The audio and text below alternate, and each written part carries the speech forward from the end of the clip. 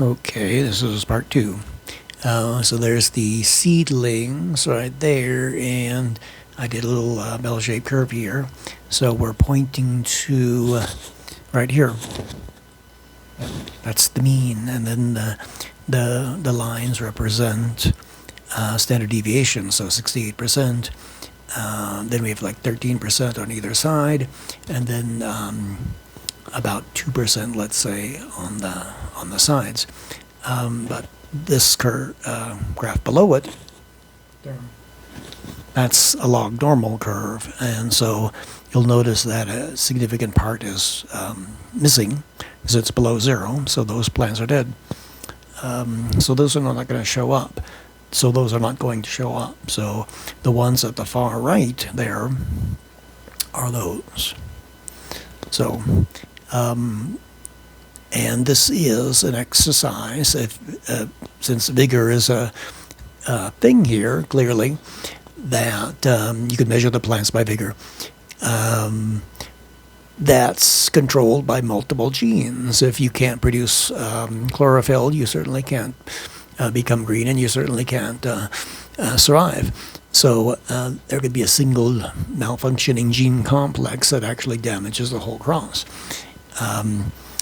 So that might be what's going on there. Anything below zero on this little graph, XY axis, is dead.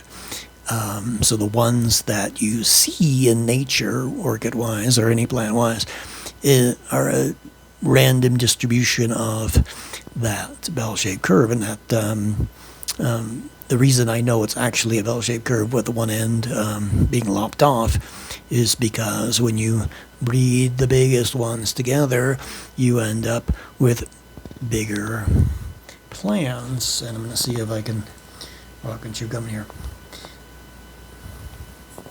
Let's see.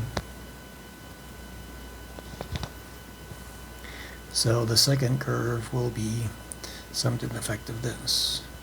So your big plants will be out here. They'll be even bigger than this population, and the average will have moved a little bit. And so that's the right there. That's the improvement you've seen from one generation to another. That can be quite profound.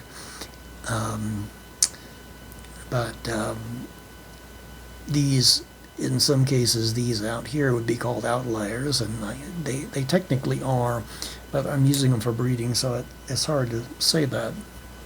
So when you're doing plant breeding and whatnot, or actually I imagine even as it applies to animals, need to understand that you might not be seeing everything that's going on here.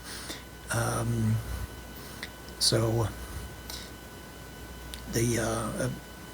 it's actually more to this story, but because I did a project on this for about 8 years, and I significantly improved the sped up the plants. So from a population standpoint, but just from an outlier standpoint, the fastest ones went from, let's say, about 2 to 3 years from seed to bloom, with another orchid, not this one, to about 6 months out of the lab, 6 to 8 months out of the lab, and they all look the same. So there's things going on, and I think this falls into the category of pre-breeding rather than actual breeding, because you're modifying the species that will eventually become part of the breeding stock.